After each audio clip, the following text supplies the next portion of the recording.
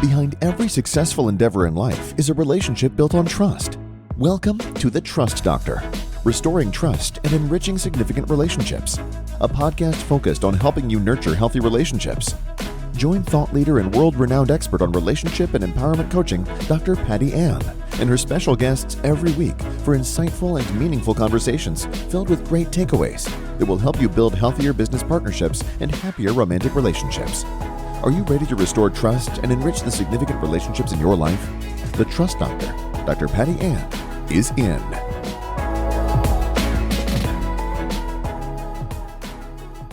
Welcome to today's podcast episode of The Trust Doctor, restoring trust and enriching significant relationships. And do we have an exciting guest today? But before I give you more information, make sure you like, comment, share, and subscribe this podcast because you are going to get gems of information from guests such as the one I'm going to introduce to you now. There's not a lot that I can say about Ben Starling that he can share with you himself. So suffice it to say, as somebody that is enthralled with relationships, Ben is the consummate relationship builder, and he has a special place in the hearts of the philanthropic world. So without any further ado, let me introduce you to our guest. Put on your seatbelts because Ben is going to take us for a ride. Welcome, Ben Starling III. Thank you, Dr. Patty. I have to tell you, my mother and father would be very impressed with that introduction. My brother and sister would question what you were reading, but yeah, but my parents would be impressed. Awesome. Well, as you know, and as my listeners know, I only speak truth and I speak truth to power. So there's nothing I said that is not true. So, Ben, all of your work is focused on relationships. So help us understand how you got to where you are today, and you can start at any point in your journey. Wow. Well, that's a loaded question, and probably one that you shouldn't ask me unless you want a long answer to it. But I want a long answer. All right. So I grew up in a small farming community in Southwest Florida called Immokalee. At the time when I was growing up, it had 3 red lights. My parents owned a flower and gift shop that they recently sold. So my upbringing, they had it for over 50 years, was in and around the hospitality industry. When people had a baby, when they had someone die, when they had an anniversary, Valentine's Day, Mother's Day, a bad day, you name it, they came to my parents. So, a bad hair day? How about a bad hair day? Yeah, whatever. They came to my parents. And so growing up in that industry, my brother and sister and I, we learned several things. Number one, we learned entrepreneurship. Number 2, we learned relationships. We learned sales. We also learned the art of listening, because when someone comes in and they're crying and they need to get out of the doghouse with their wife because they've done something, everybody's got a story and everybody wants to be heard. The same as when people would come in and they lost a loved one and they would need to order flowers for the funeral. So we would console a lot of families. So a lot of people may think, well, a flower shop, what's that have to do with relationships? But unless you owned one, worked in one, dealt with people, the emotion that goes along with so many of these holidays and so many of these occasions really craft, kind of who you are and your insight and the way you deal with people. That being said, grew up in that environment. My parents. By the way, Ben, there's a street in Naples, Florida, Immokalee or something. Immokalee Road, yeah. And is that where you grew up? Well, if you go to the end of that road, it will lead you to Immokalee. That road in Immokalee is known as the Naples Road because it ends up in Naples. So no one ever calls it Immokalee Road in Immokalee. In the know. Naples Road. And, if you've ever wondered, Immokalee is Seminole, meaning my home. Don't know if you know that or not, but No, I knew. Okay, so this is how you know I'm brilliant. I knew it was an Indian name, but I had no idea what it meant. So my home, so a floral shop makes perfect sense to be on a street of my home. And I think there's a national florist now. I think the motto or something, say it with flowers. Right. Right. Yeah. So One of the national. Yeah, that was a theme. Yeah. Whatever you have to say it with flowers. So great. Okay. Yeah. Well, yeah. Those folks like my parents, whose livelihood was dependent on flowers, we love that motto. We encourage everybody to say it with flowers. And for the listeners, this was not a plant. Ben did not share that information with me before the interview. So I'm happy to accommodate. And I can say my parents sold the flower shop last November, so they're out of the business now.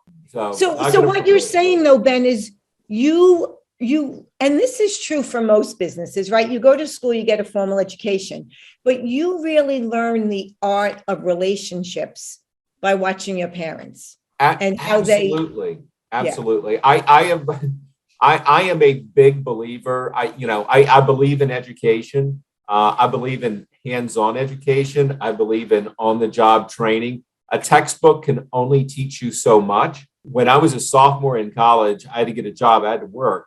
And I went to work at a fundraising PR firm. And the education that I received there, I hate to say it's far superior, but it was far more helpful in terms of my career than what I learned out of a textbook. A textbook can only teach you so much. And I think we all know textbooks are written from a perfect world scenario and a best scenario.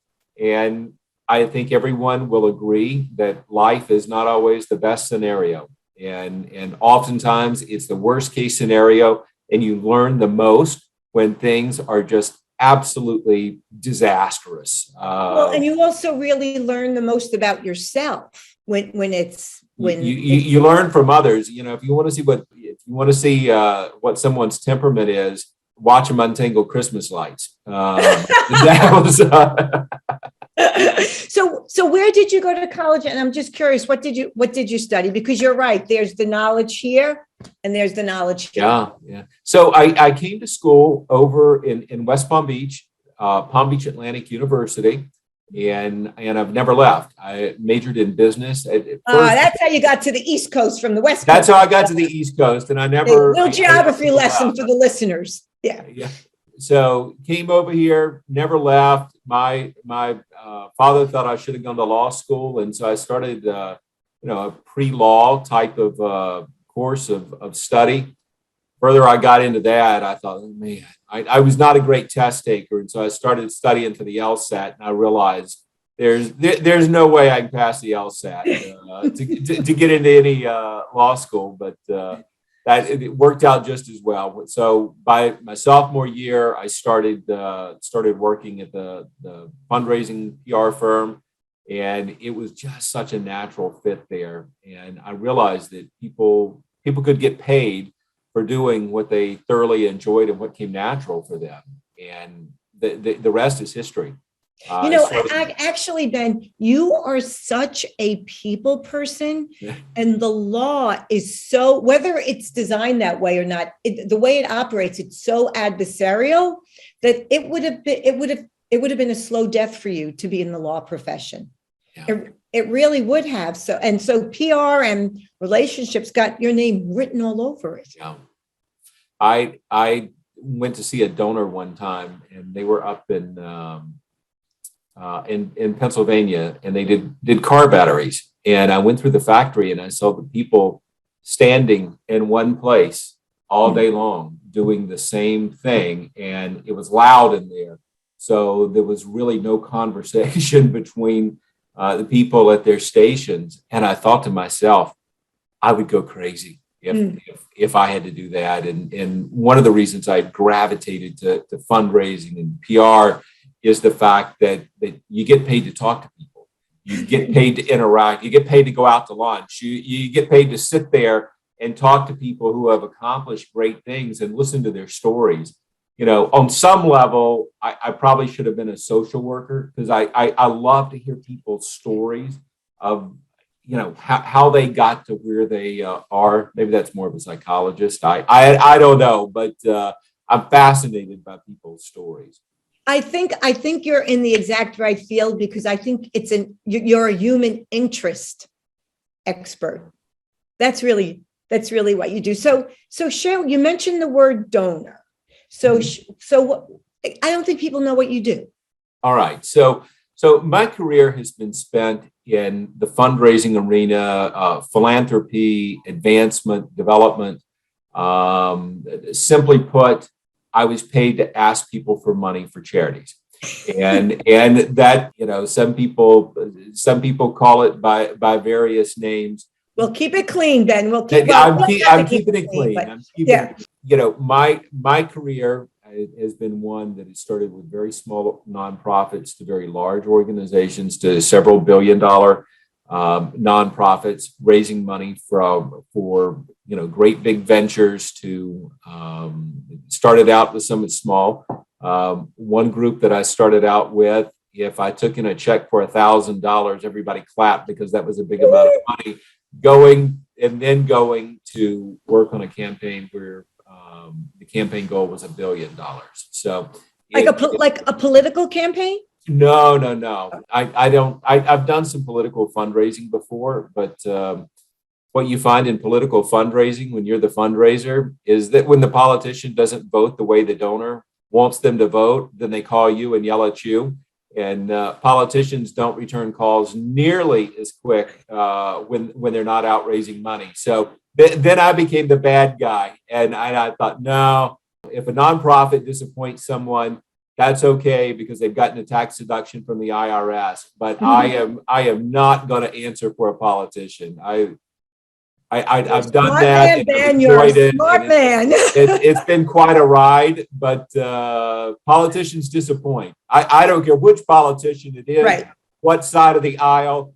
Politicians disappoint, and they vote for things that their donors disagree with, and I am not the one to answer for that. So, well, I think what you're saying is, and this speaks to your integrity, I think your work is focused on people's mission is they do what they say they're going to do. So if it's a nonprofit and they want to help fill in the blank, that is in fact what the money goes to. So there's absolutely right. So there's character and integrity involved. So yeah, that pretty much puts politics off the table in every area.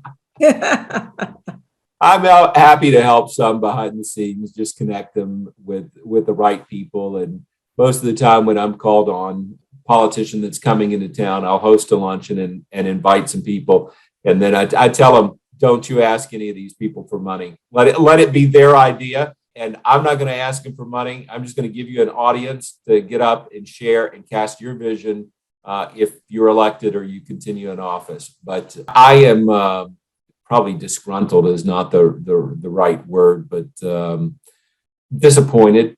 Disheartened in the way so much politics have gone. I'm still holding out for a real leader that Abe Lincoln that puts the best interest of the American people before party and before special interest. I'll do anything for that type of person, and unfortunately, not too many of those people around these days. Well, not now. And that's, we could have a whole other conversation on that, but I'll just leave that with this part of the conversation with, I take what Warren Buffett says, though.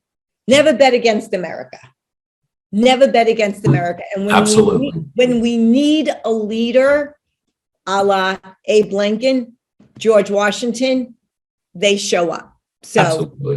And, and we're having this conversation now. We were just talking before we got on about what's going on in Ukraine with the Russia invasion. And hopefully Ukraine is an independent country if people are listening to this and it went according to plan. But we were commenting on how the leader of Ukraine was not a career politician, and how he is leading. He personifies what leadership is. He's on the ground. He didn't leave. Yeah. And I was actually reading the last time that a leader did not try to take asylum when the country was attacked was during World War II, when they asked Queen Elizabeth to leave, and her response was something along the lines of, I will not leave, my children will not leave without me. I will not leave without the king, and the king is not leaving. And when we think about Queen Elizabeth, we think about World War II and London being bombed. Yeah. So it speaks to the human spirit. So we'll always stay optimistic. But Ben, now listen, you work with really wealthy people and they trust you. You develop a relationship on trust. So take us along that trust journey. Stephen Covey, the dad, his son, the dad who wrote 7 Habits of Highly Influential, Effective People, his son wrote a book, Smart Trust, and does a lot of work on trust and talks about how it's a competency, how it's a skill you can learn. Help us understand how you get people that, quite frankly, wealthy people are always being asked to donate. The people always want something from them. So how do you create a trusting relationship where they entrust you not only with their friendship, but also with their money? So several things, and I want to talk about it from a 2-point perspective. And the first perspective being me as the fundraiser, as the person. Number one, I make a personal commitment not to ask someone for something unless it is what you would call a natural fit. I never want people to look at me and say, here comes Ben. I wonder what he wants this week. I wonder who he's representing this week. Get out your checkbooks. Exactly. And, I've never worked for an organization that I would not want my grandmother to give my inheritance to.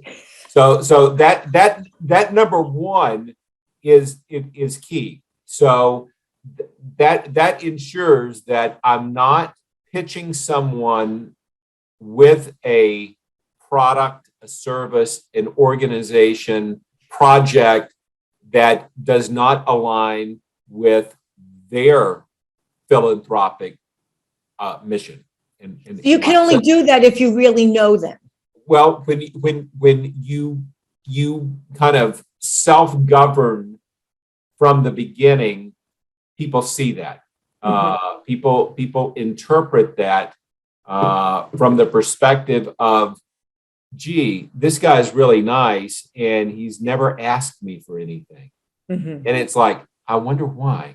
Because everyone else in his position, won't leave me alone. They're, like alligators snapping at my heels, and I'm trying to walk on the water there.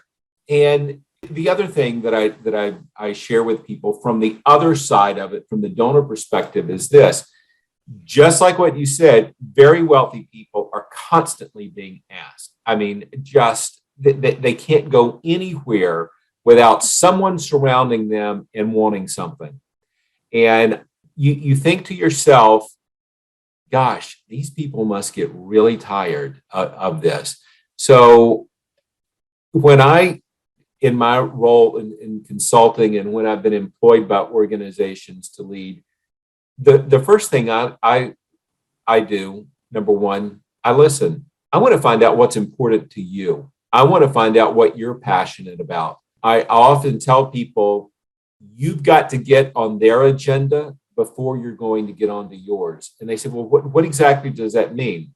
I said, well, if you know someone who is really interested in yachting and boating, and they happen to be a billionaire, and they happen to have an interest, maybe sort of, kind of, in what you're doing, your organization is doing, the first thing I'm going to do, I'm going to talk with him about boating and yachting. I'm not going to go up there with my stump speech ready to give you five points of why you should support my organization. And I don't do that because everybody and their brother is doing that. I want to have a conversation that is important to you, so that at the end of that conversation, they're going to say, Ben, what's important to you? Ben, what do you do? And again, it goes back to getting onto their agenda. 9 times out of 10, when someone is in any type of sales, I don't care if it's high end, low end, whatever it is, it's all about pushing your product. And very rarely does someone stop and say, hey, Ben, tell me what's important to you. Do they stop and listen? It's all about sales. I don't enjoy one of the things that I hate is buying a car. I mean, I've hired people to go and buy a car for me because I can't stand that. What is that you can't stand? What is that you can't stand? I don't like being sold. I don't like feeling they're trying to sell me something. And nobody does. But that's probably that's what they've been taught is important to other people because, that is the sales dynamic. I mean, I love this day and time of how some of these dealerships have gone to the flat rate pricing. Either you pay it or you don't, but there's no haggling. Because every time I go in there, I feel like I've been hustled. Yeah. And I'm not the best negotiator. That's why I generally hire someone to go in there. After I pick out the car I want, I send them in there to hammer out the deal because that's hysterical. So what you're saying is that you're authentic, you're genuine. So you make sure that what you're asking for, they're aligned with and what's important to them, but that you're asking them about boating and yachting, but you're being authentic and genuine. You're Absolutely. not being a sleazy car salesperson. I want to know what's important to them because they have enough people trying to sell them something. So, I want to build a relationship with them. I want them to know that I'm listening to them. And I want them to know that I'm investing in them. People take and take and take and take. And some of the loneliest people in this world, I have found, are also some of the wealthiest. And they are surrounded by people, but rarely are they surrounded by true friends. And, I enjoy being a true friend. In my line of work, you don't have to go and ask someone for money. When you've invested in them, they know why I'm there. They know why I'm employed. They say, Ben, tell me about that project. Mm-hmm. They say, well, we can help out on that project. And then it's their idea to give. Not my idea. That's their idea. So how long? So I don't know if we got to the second front. You were talking about listening, being aligned with them, being genuine. Was there something else in the process?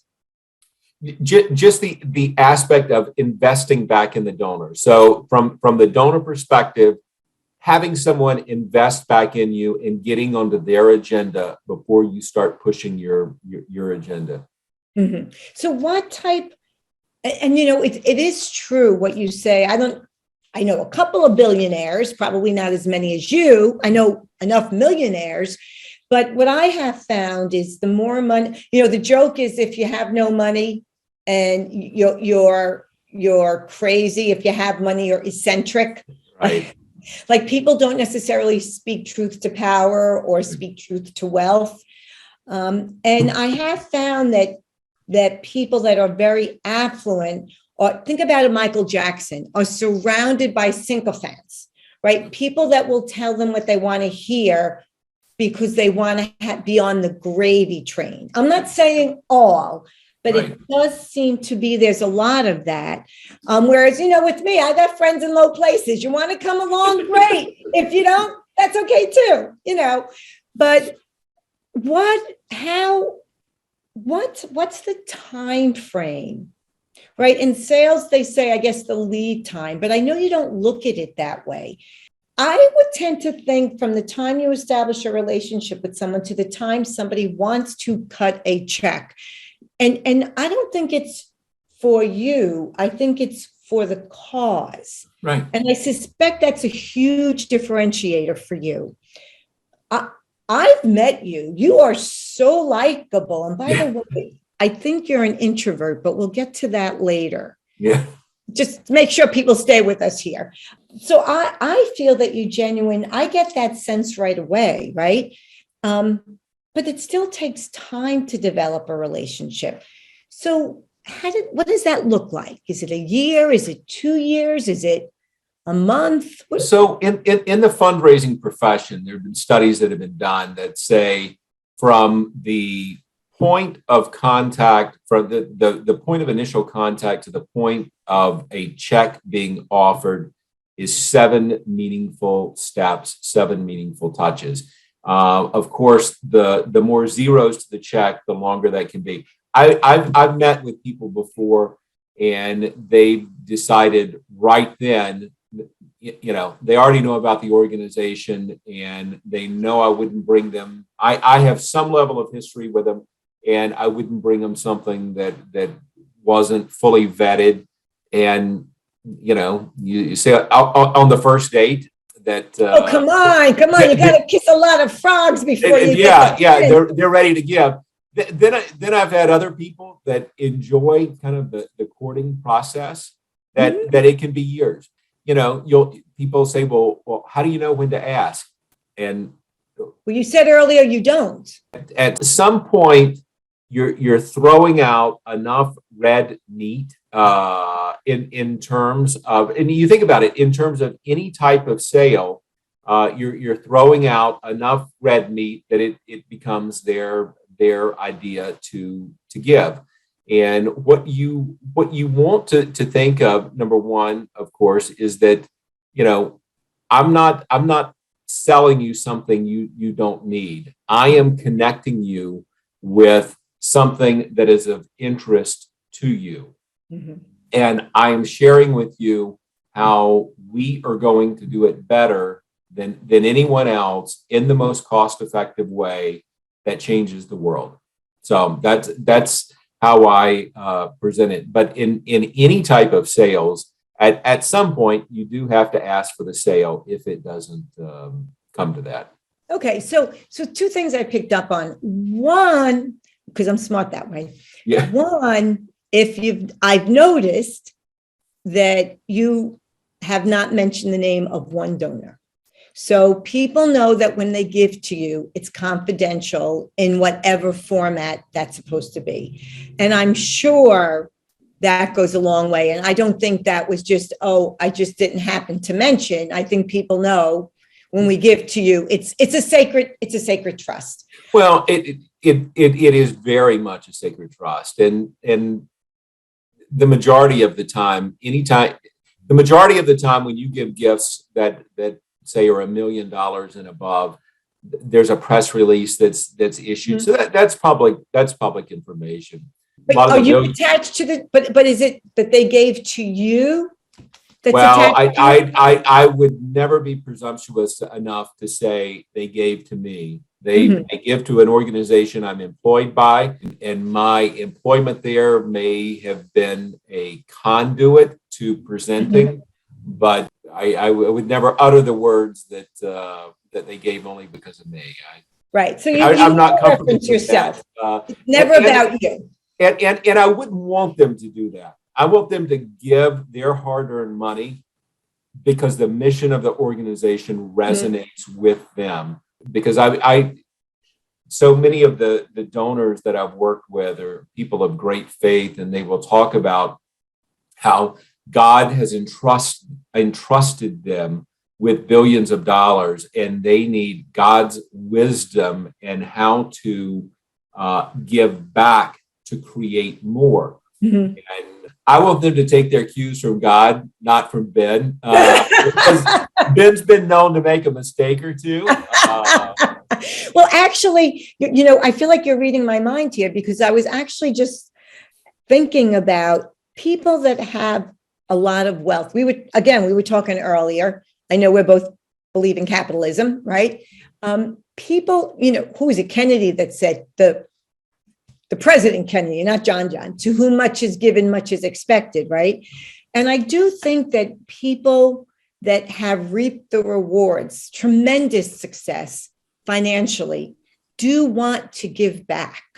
Absolutely. And they are looking for a legit cause. So they trust that you are only offering up not only just something that resonates with them, but a cause that is honorable of their charity.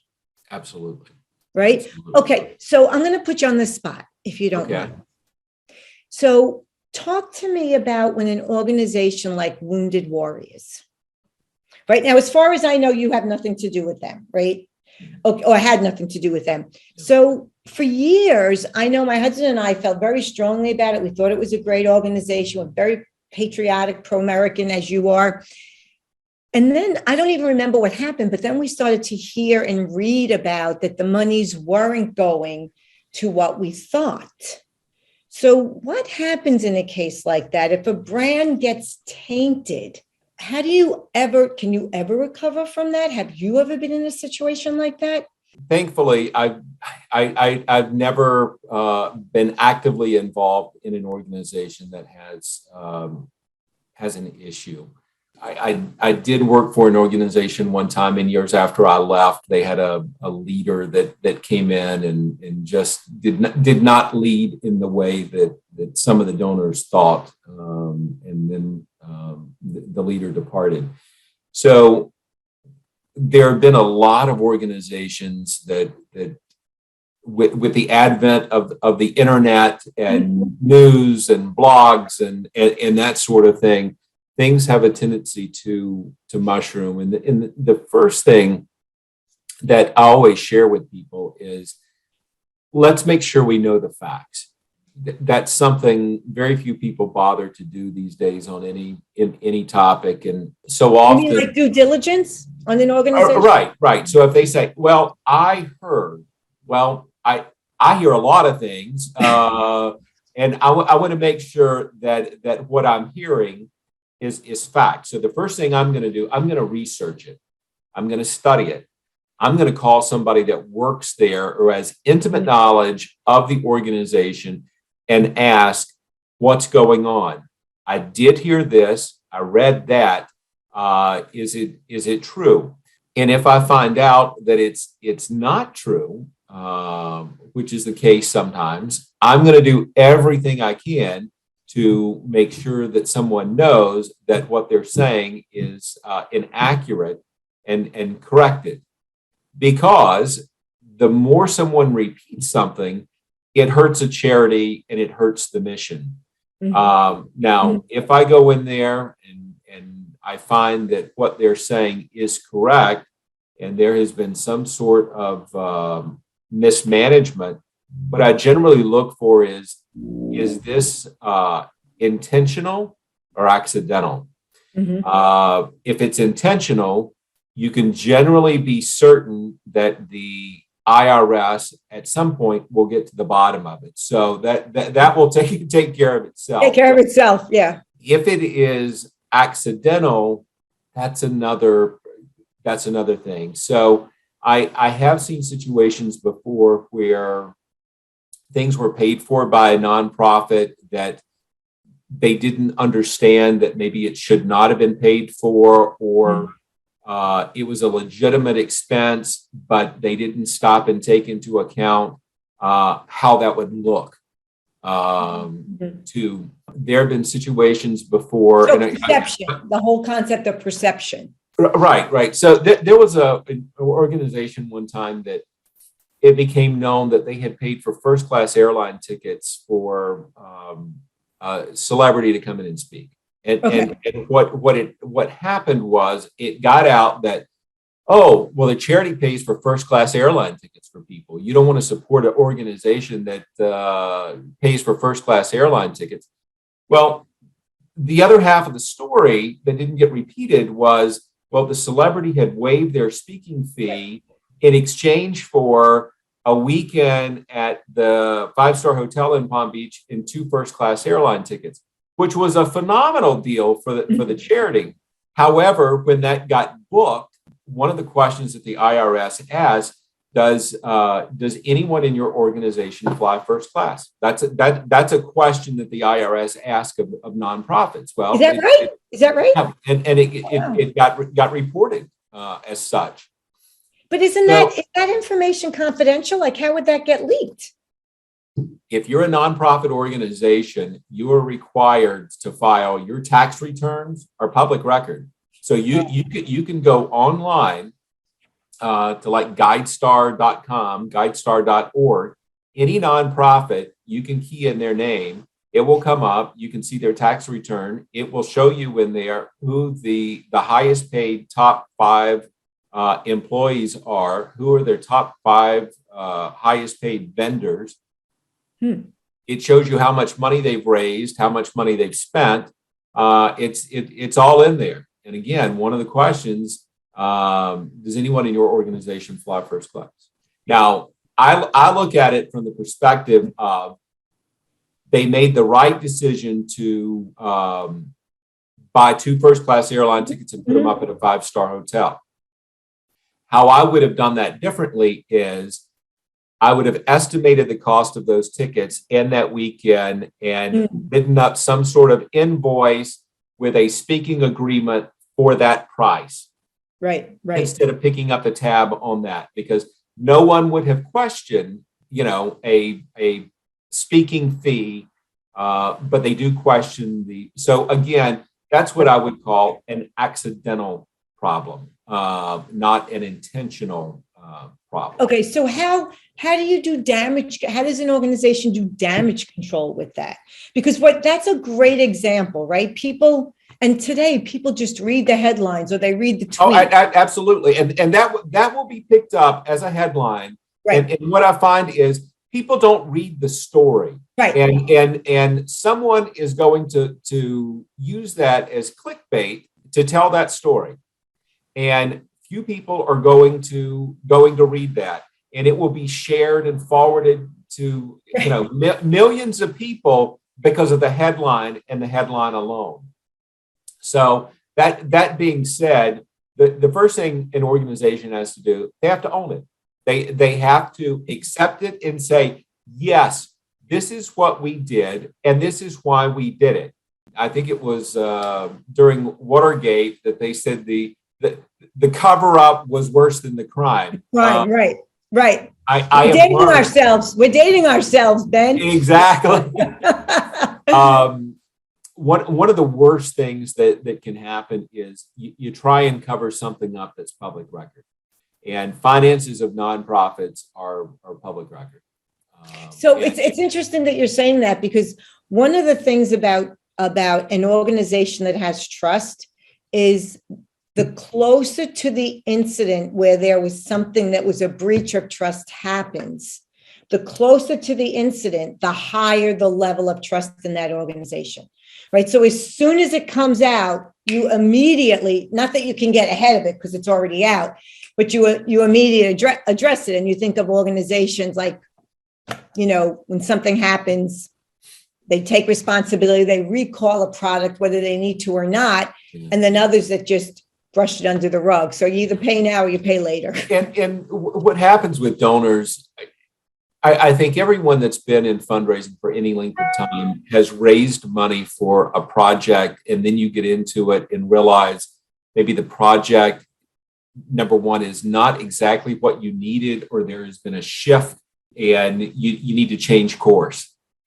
What you don't want to do is to have the donor hear from a third party, oh, by the way, that building that you donated to, they're not building the building anymore.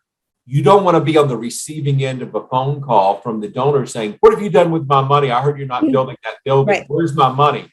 You better get out in front of that. And you better, before it's announced to anyone that you're not building the building, you better sit down with the people that have donated for it, to it, included it, wherever they fall in the spectrum, and share with them, this is why we need to make the change. And this is how we would like to use the funds that you donated towards, or to have it redirected for the greater good. I rarely have I had an instance when I've sat down with someone and explained it in that manner that they've said, oh, that makes sense. Yes, use it towards that. But I've seen instances where organizations did not get out in front of it, and you have donors that are calling, and, better you be on offense to explain something and then defense and having to defend it.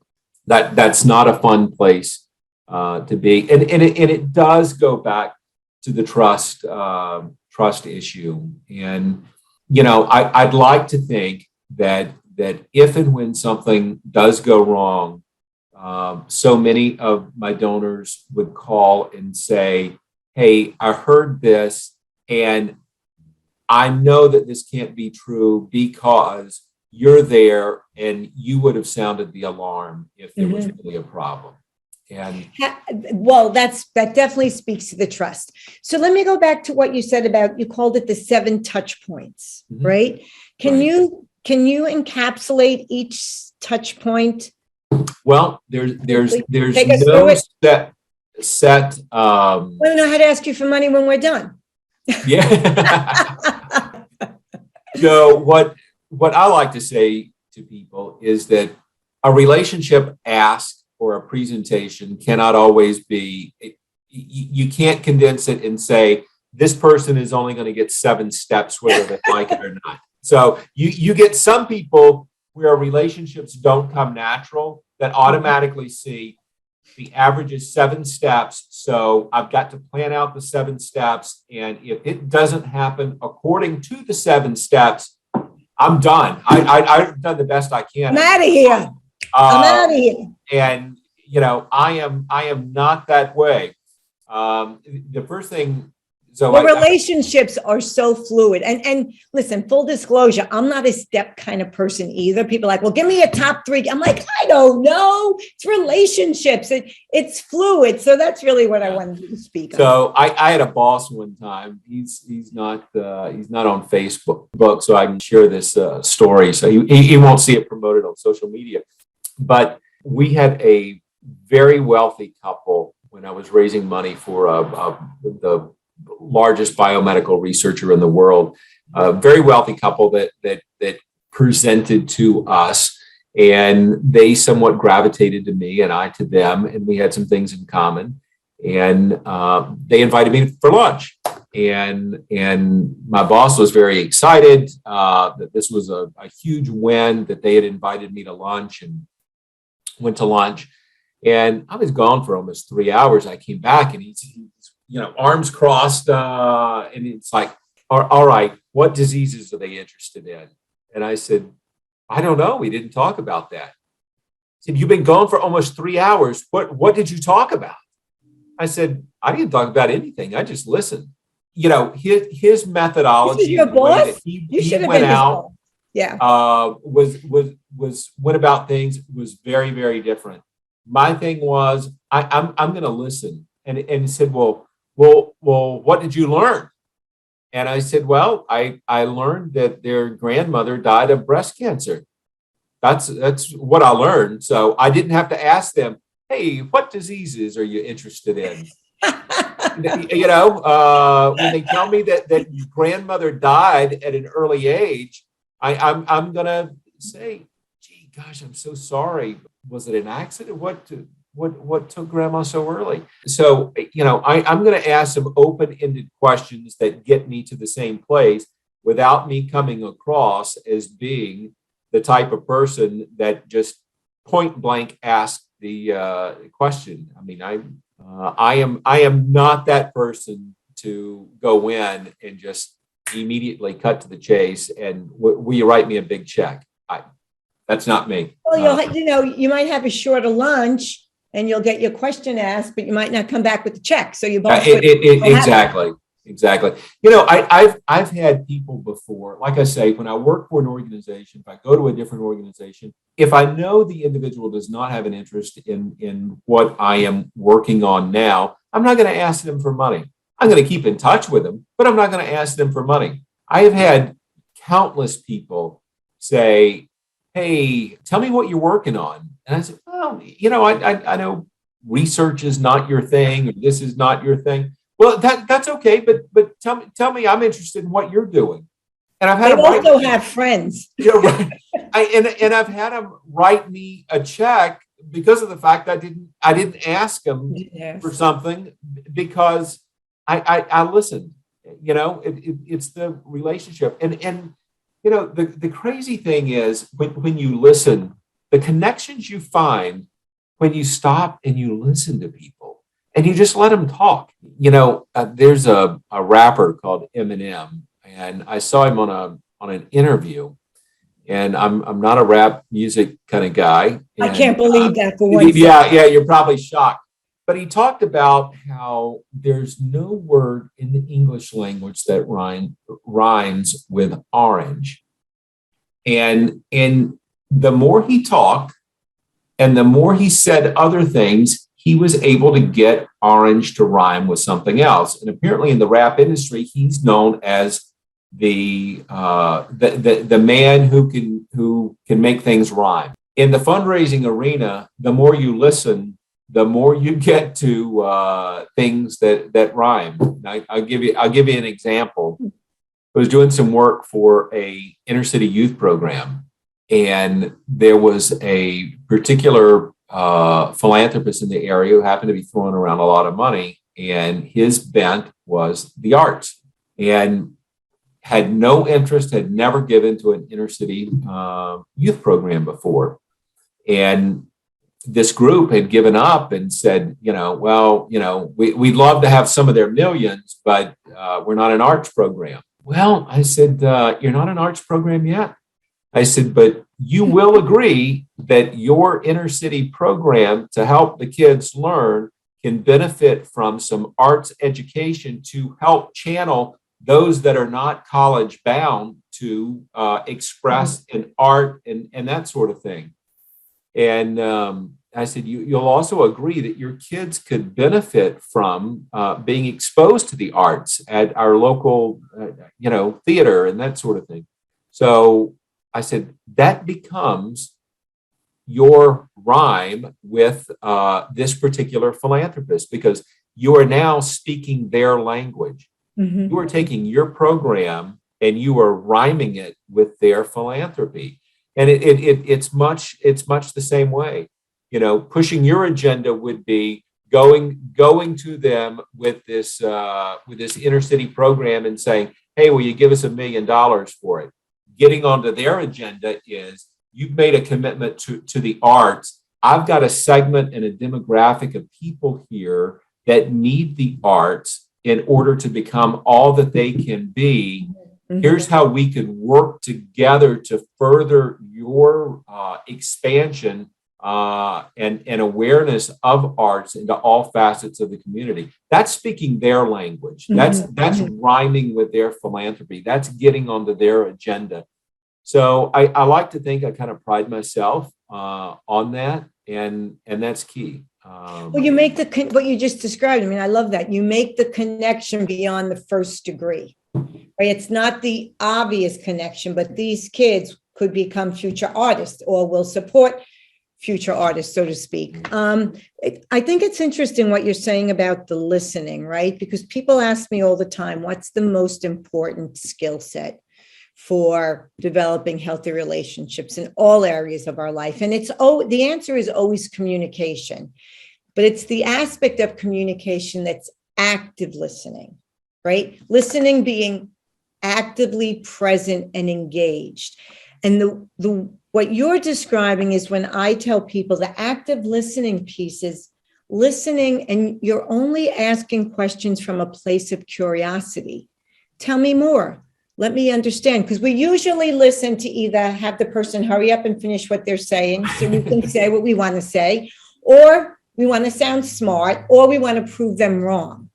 And it's a very different experience when you have the experience of someone actually listening to you genuinely, like you do with potential donors. It resonates and it creates a connection. And that connection, I think, is your genius. And, they say nobody will care about how much you know until they know how much you care. And that's what you had to teach your boss. I love talking with people. I love to find out what they believe, who they vote for. I mean, I thoroughly enjoy that. And one of the things that's so often, I think this is so indicative of today's world, is that number one, we cannot agree to disagree. We're unable to be adults and to have a conversation and disagree, but yet still love one another. And we're unable to talk to find our similarities. I have worked with people, politicians at the highest levels on both sides of the aisle. And what I find is we all agree on about 80%. 80%. Yeah. And we all agree on 100% that we want a better education system. We want better roads. We want lower taxes. We want to take care of the poor. We all 100% agree on those things. What we disagree on is that 20% and how to get there. Mm-hmm. And so often what happens, we so focus on that 20% that we say, if we don't agree 100% on all this, we're throwing it all out. Well, I think, the word, what I say is we've learned, we've forgotten how to agree to disagree respectfully. Yeah. Right. And I think, I don't know the exact stat, Ben, but like Supreme Court decisions, I think like 90% of them are like unanimous. Yeah. And I remember hearing that saying, wow, because we only hear what we disagree with. And I think social media has played a really big role in that. Oh, it's unbelievable. Right. So I want to ask you a question. Would you be willing to share a story of how a relationship went off the rails and how you brought it back? Nothing can be, you're making this sound so easy. This is not easy, the work that you do. You are a master at developing relationships, a master.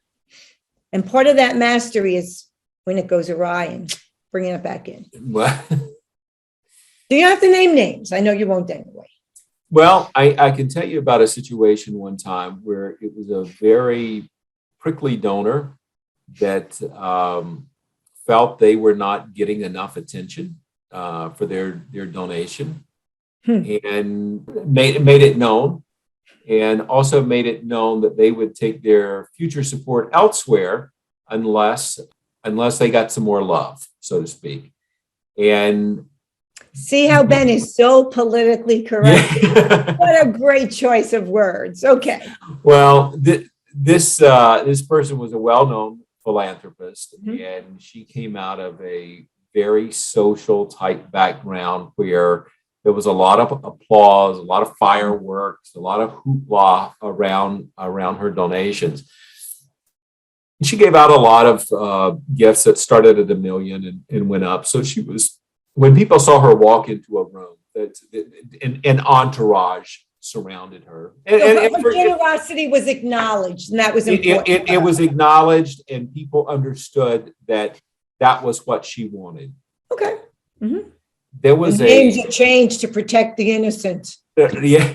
She also let it be known that not only would her current donation cease, she would remove the organization out of her will. And this had the potential to be a transformational gift upon her death. Well, immediately we scrambled, and what was put together was we had an event coming up, and it was near her birthday, and we decided that to turn this event into a surprise birthday party for her, with her favorite. It's all about me. It's all about me. With her favorite food, her favorite flowers, her favorite music, her favorite everything, her favorite friends. And we made sure that there were some ads taken out in the right publications to feature photos and that sort of thing from this event. It worked. And it worked. It worked well. All was forgiven. That's one of those things where, on her part, it became, "Oh shucks, y'all didn't need to do this." And several. Think nothing of it. Yeah. Oh, we wanted to, and so it worked out. Let me say, this particular donor was somewhat estranged from family. So the organizations had become family. And, sometimes you never know what someone's background is and what their relationship is with the family and otherwise. So oftentimes in a philanthropic relationship, it becomes very familial and family. The void of family is filled by the philanthropic family. So it's important to pay attention to those cues and to understand to someone that, things like birthdays, anniversaries, Valentine's Day, do they have anybody that's going to remember them? Who's going to celebrate them on these special days? And, my way of thinking is if they are important to the organization, they are worthy of flowers and lunch on Valentine's Day and birthdays and a birthday party and that sort of thing. I have a birthday that is close to Christmas. So I like to say that I was scarred from birth on, being overlooked on my birthday. So that is one thing that people always say, gosh, you send out so many birthday cards. What's your birthday? You have to tell us now. I think December 19th. The 19th, right? It's very close. You want one big present, or yeah. And I tell people all the time, unless you're buying me a Rolex watch, you're not combining Christmas and birthday because your birthday's in July, and I don't say, here's birthday and Christmas together. So you don't get that. But that being said, that has made me very attuned to people that are overlooked on their birthdays, because when people say, oh, I don't like to celebrate my birthday, generally that stems from some sort of disappointment where they were not celebrated. And right. Your birthday is one time a year when everyone should celebrate you, whether technically you want to be celebrated or not. One thing that I absolutely love doing for others is to have a little birthday party for them. Get 5 or 6 of their friends together at a table and party hats and balloons and yell surprise and a cake to come out full of candles. And, people make the mistake. If they ever tell me how old they are, I will put that many candles on your birthday, on your birthday cake, because that was a big thing with me. Well, a woman will never do that by mistake. If a woman tells you her age, she's doing it for a reason. And you know what? When that happens, I'll get a 2 and a 9, a 29, and I'll have 29 candles on there, and we'll clap and applaud and wish them a happy 29th birthday. They love that. Yeah. 29 again. So you just touched on 2 things that I think is really important too with relationships and what your type of work.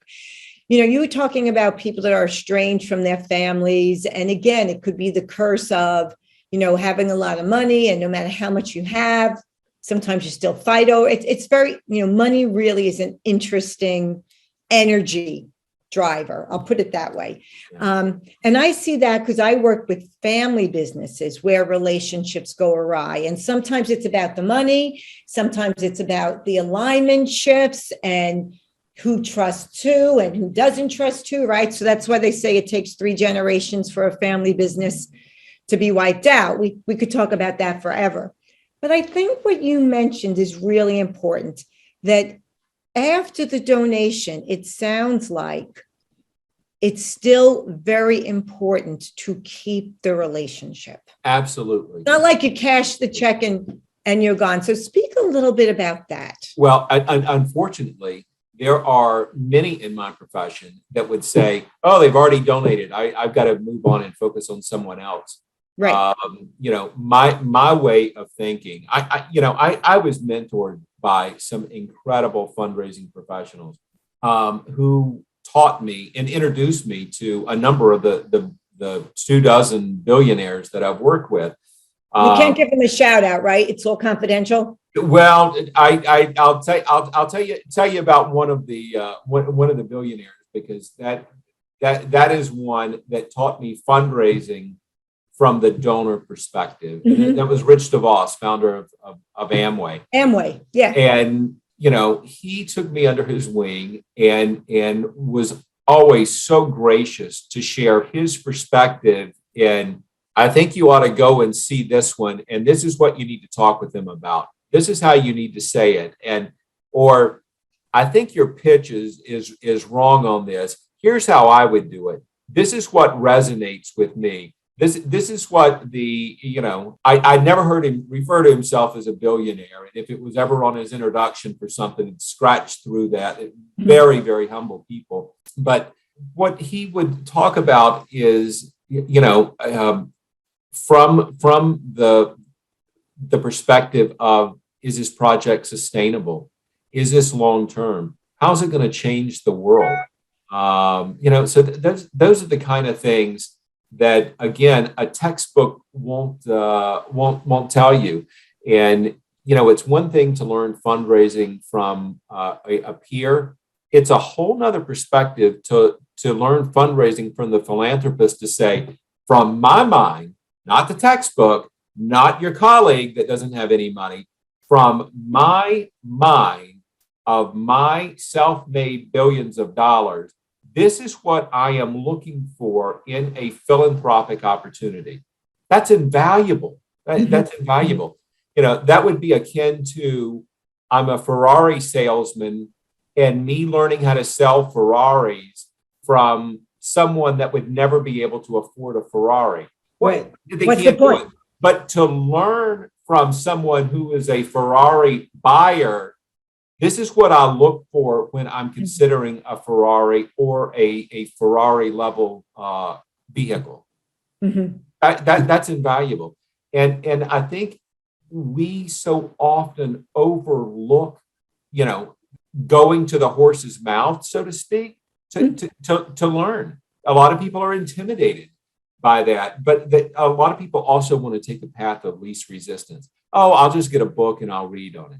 You think of it from somewhat of an elementary level, where someone might go and get a cookbook because they want to learn how to cook, but yet they wouldn't go and ask their grandmother, who may not have finished school, but raised 8 kids and had a hot meal on the table 2 times a day, 7 days a week, 52 weeks out of the year. Oh my God, shoot me now. Yeah. And that may not be able to read a complicated recipe, but this woman has cooked and has cooking secrets that more than likely will go to her grave with her, because no one's bothered to listen, but yet they'll buy a cookbook. Right. I am a believer in going to the person and asking going to the right person and asking their opinion. I saw a meme not too long ago, and I saved it on my phone, and it was asking, I think it was Lamborghini buyers. Lamborghini was asked, why don't you advertise on TV?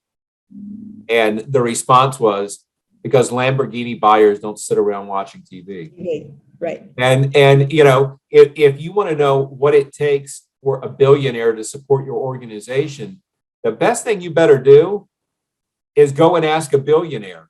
Don't ask somebody that doesn't have $1 billion, because they can't do it. Rich DeVos, he used to give me this advice, and it's so basic, but this was so much Rich DeVos, who made his money convincing people to buy this new method of vitamins door to door in direct sales. And he'd say, Ben, if you need to raise big money, don't spend time talking to people that don't have big money.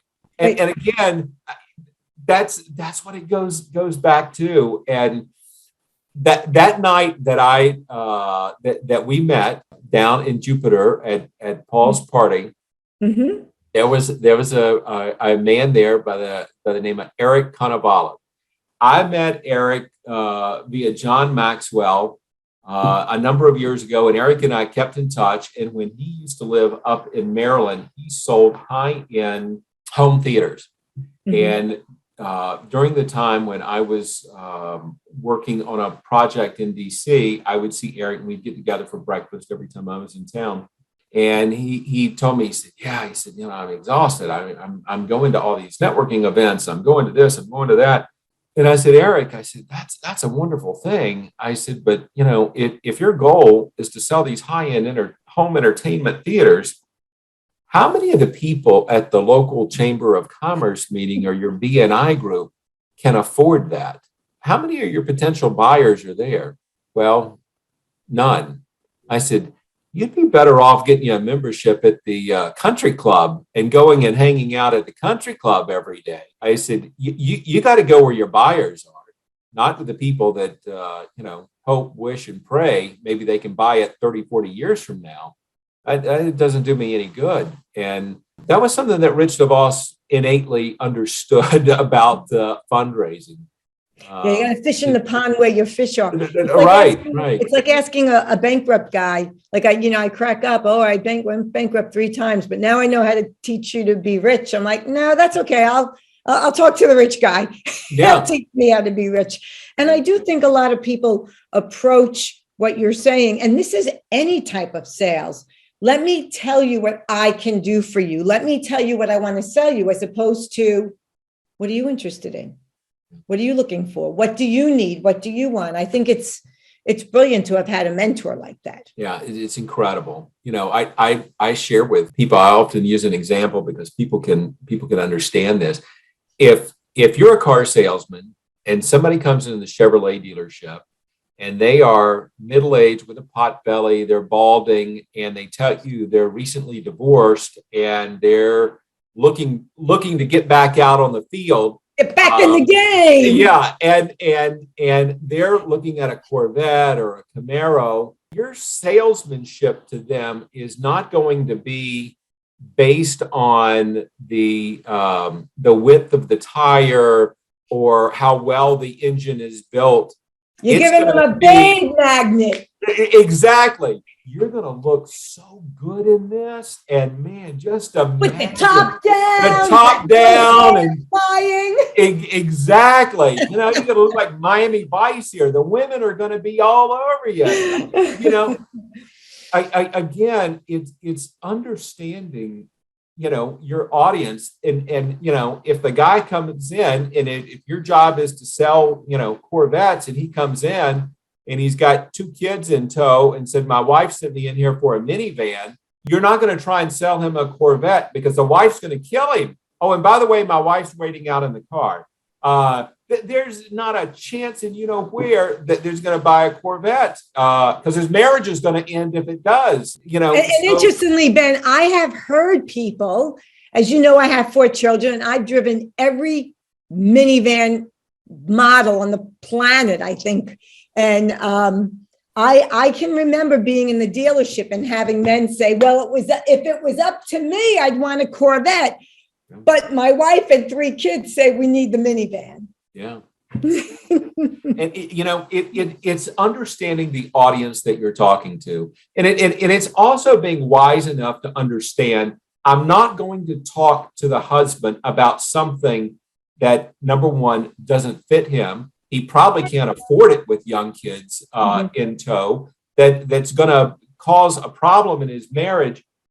Maybe I need to show him what he and his wife have decided they need, and let me give them a good price and keep in touch with them. So once these kids are graduated or he's going through a midlife crisis, he'll come in and buy that Corvette from me. Mm-hmm. So, or you know what? They got kids and maybe I can sell them this Scotch guarding that they're going to need, or the latest minivan with this.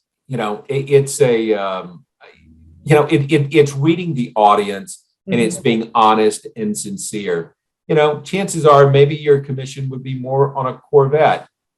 However, you can spend all afternoon talking to somebody and he can't buy that. So right. You've wasted your time. Better to jump out and talk about what they've expressed and they've told you that they need. Mm-hmm. Sell them that. Or sometimes the best sale, I find, this is no sale. Right. I was telling you early on, I was speaking to someone and I said, well, maybe we'll do a VIP day. He goes, yeah, we'll do it. I said, well, wait a minute.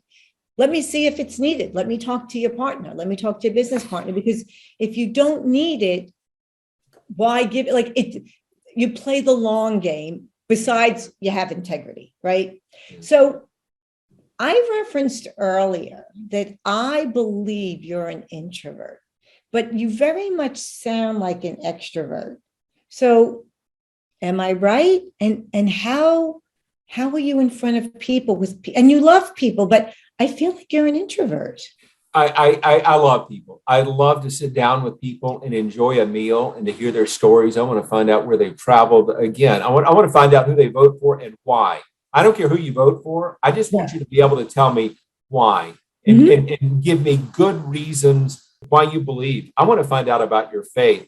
I want to find out how that faith has changed your life. I want to find out every aspect about you. What makes you sad? What makes you happy? When's the last time you cried? What you cry about? And so what about but you're not addressing the introvert. Oh, I'll get to that. Okay. Okay. So, I know you're smooth, so I thought maybe you were segueing. No, there was an interview that was done with former President George Herbert Walker Bush, and someone had written a book on he and his late wife Barbara, and it was said in there that you really don't know a person until you know what breaks their heart, and I think how true in our relationship building.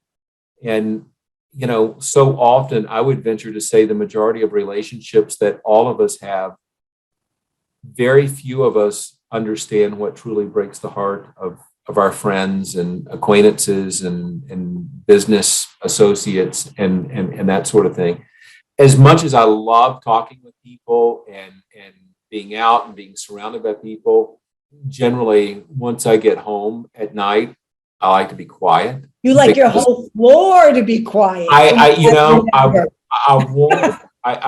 want it quiet, and there comes a point too when you have been on that you got to shut it down. And I used to travel extensively for work. I'd be gone for like 3 weeks at a time on the road, a different city every other day by air. And so it was a grueling schedule, but it was one that I loved for a while. And what would happen, I could do this for so long, and then all of a sudden I would just hit a wall. I'd come home and I'd sit on the sofa in front of the TV for 4 or 5 days and just absolutely do nothing. And I didn't want to hear from anybody, and I didn't. Yeah, I think you're regrouping, and it's interesting because my husband, he's much quieter than me, right? I'm an extrovert. Like, you look up the definition of extrovert, you Google extrovert, and my picture is there. And yet, I'll go to events, I'll go to conferences, and I hit a time, and it's a different time every day. I'm done. Like, I've got to go back into my hotel room. And when it's over, sometimes I will actually come home a day early because I'm done. I will pay that outrageous change fee. Right. And I just need to regroup.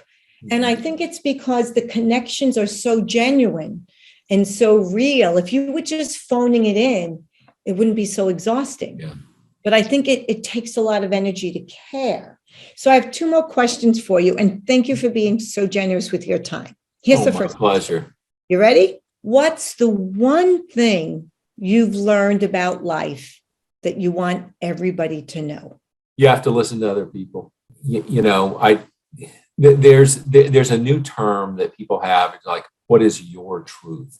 That drives me crazy when people say that, because generally truth is truth, whether it's what I've come to realize, especially from political perspectives and sociological type of perspectives, is, we have different views based on how we were raised, the way we were parented, the way society has treated us, or how we perceive that society has treated us.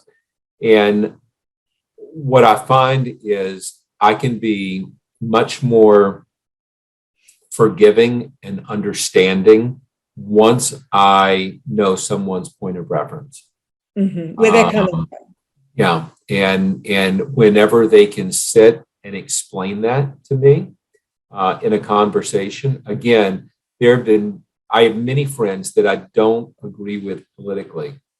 However, they can sit and they can articulate to you why they believe what they believe in a very intelligent, three-point conversation that is brilliant. I might not agree with it, but I can fully respect that because they can tell me why.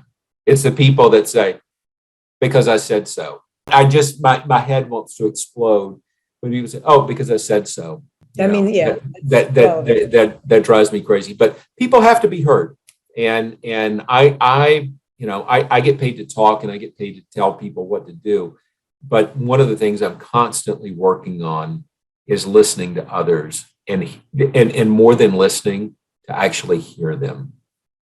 Well, because you're listening for what's not being said too. And I do think that's part of your brilliance. Well, I try. I've got a very bad habit of trying to diagnose a problem as someone is talking when they haven't asked me to diagnose a problem. A couple of years ago, I had my New Year's resolution was I was not going to give advice or weigh in on a matter unless my opinion was solicited. Okay. No unsolicited advice. Yeah. And what I learned was, number one, I have a tough time being quiet. That was one thing that I learned because I want to help people. I want to fix them. And what I learned most importantly is that once I had time to reflect on it, think on it, hear someone else's version of the story, and to understand the politics or the environmental aspect of things, my opinion changed. So it was best that I didn't weigh in at that time because I was not fully informed. And I don't like to be proven wrong. That's nobody does. That's not me. So by me making a point to keep my mouth shut unless somebody asks, and to understand that I need to fully understand what the situation is before weighing in on it, that's key. Well, actually, I know I said we have just one more question, but I will comment on that, where sometimes people they will only share with us as much as they want to share with us from the perspective of they might, and it has nothing to do with you or us as much as it might be very difficult for them to share their vulnerability. Mm-hmm. And so sometimes maybe the best advice is to just be present, because there might be, even if we have a hunch, you just don't know. And when you hear, I think they said you don't like somebody if you heard their story, you'd be much more tolerant, right? Because hurt people, right? So, all right, here's my last question for you. Can I give you an example? Sure, please. I used to work with a lady that every day when she came into work, she spilled her coffee on the floor. I filled it up to the brim, and it was spilled on the tile in the lobby. And I am a big believer. I always had donors coming in that the floors had to be spotless because that's what people looked at. And an organization with a dirty floor that reflected, and we needed to make sure it was clean. That being said, it drove me crazy because I would go and I would clean up the coffee stain on the floor every single day because she would spill her coffee. Then I found out that she had signed up for caring for severely disabled adults during a period of time after a major hurricane, where she went down there as part of this respite care team for the severely disabled, and she was changing adult diapers. From that point forward, I never cared about cleaning up. I never complained about cleaning up the coffee off the floor again, because I understood her. I understood that she had capabilities far beyond what I, number one, ever would. But she had a gift set that I didn't have, and And to me, that spoke volumes about her heart. She might not have thought much about spilling coffee, but she loved and cared for people at a greater degree than what I ever could or ever would. So if Passion, right? if my job was to clean up the coffee that she spilled so that she could go and do these other things, I was happy to clean up the spilled coffee. I never complained about that again. Did you ever ask her about the spilled coffee before you found that out about her? She was very much a free spirit, and she'd come in with her purse and keys and a cup that was full, and she'd open the door to go to and the coffee would somewhat slosh out. Again, I mean, it wasn't a bunch of coffee, but it was enough that it was a lighter colored tile, and right. People would notice it. Yeah. I would notice. I think I was the only person that noticed it, but I noticed it. Well, that's a great story. That is incredible. And also, sometimes when you hear what people have been through in your life, then you're like, absolutely. Oh, now I get it. Absolutely. Yeah. Okay. And I think the more we find and the more we learn, the more we're apt to temper our opinions and to just kind of love people where they are. And, I don't want to say I struggle with that, but I try and do a much better job of just accepting people right where they are. Well, we're all only human, right? I mean, that's why TV, we just watch Netflix now, but if you turn on the news, everybody's just yelling. Like there's no. That's why I still read the newspaper. I read 3 newspapers a day, but I no longer watch the news and news shows because that's all they do. I don't hear solutions. And as far as I'm concerned, when I vote for someone and I'm paying your salary via my taxes, I'm paying you for a solution. I'm not paying you to point out a problem. And that's why I've told people when they come to work for me, I have plenty of people who can tell me what the problems are, but I have very few people who can tell me what the solution is. So if you come to me with a problem, I want a couple of solutions to go along with it. Yeah. So, and in my consulting work, when I work with people and I give them a report, they often pay me to come in and point out what the problems are. And as far as I'm concerned, that's a fairly easy thing to do, is to point out a problem.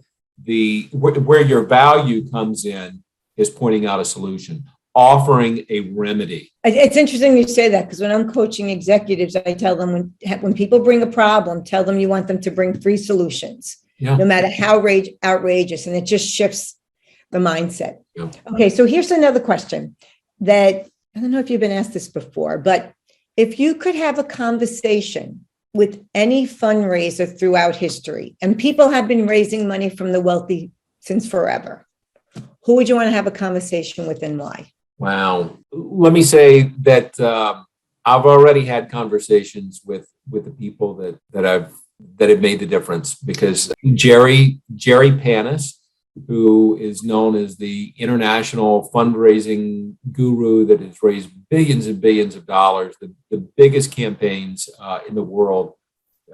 Jerry's firm did those, and Jerry hired me to travel with him and work with him on a couple of large projects. So spending time with Jerry when he called, I'll tell you, he said, I'd like to go over with you what I'm going to pay for this.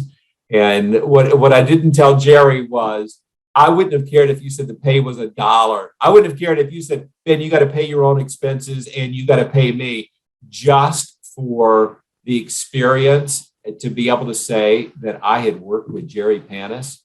That was huge. So what was one golden nugget you took away from your time with Jerry? And I'm sure you could write a book on it. But to listen to people. I watched Jerry when he went in with the heads of these nonprofits, as well as the trustees and the top donors. He did what basically Larry King did in his interviews. He asked open-ended questions and he just let them talk. And there were so many people that, they wanted to be heard. They thought that their opinion was the right opinion, and a lot of times it was. But he let them vent, and they felt Jerry was brilliant because Jerry listened to everything they said. So from the fundraising side, it was Jerry Panis. From the entrepreneurial business side, from the philanthropist side, it was Rich DeVos. Rich DeVos was an incredible friend and mentor, and spent many hours, many meals, many trips, many everything with Rich DeVos and his wife Helen. And there are a number of people that I greatly respect in the profession, but those two, I feel that I've been to the mountaintop, and I've had the best in those two. Awesome. So how can people learn more about you? They want to find out more about Ben, and perhaps find out what cause you're looking for these days. Develop a relationship with. Well, if they'd like to go to my website, southernphilanthropy.com, there are a number of blog postings on there that are applicable not only to the fundraising profession, but to relationship building. If they sign up for my mailing list, they'll it's like 20 key tips to networking, and people have found those things very, very helpful. But I try and produce content on there that is relevant in any type of relationship building. And it's not based on pie in the sky. It's not based on theory.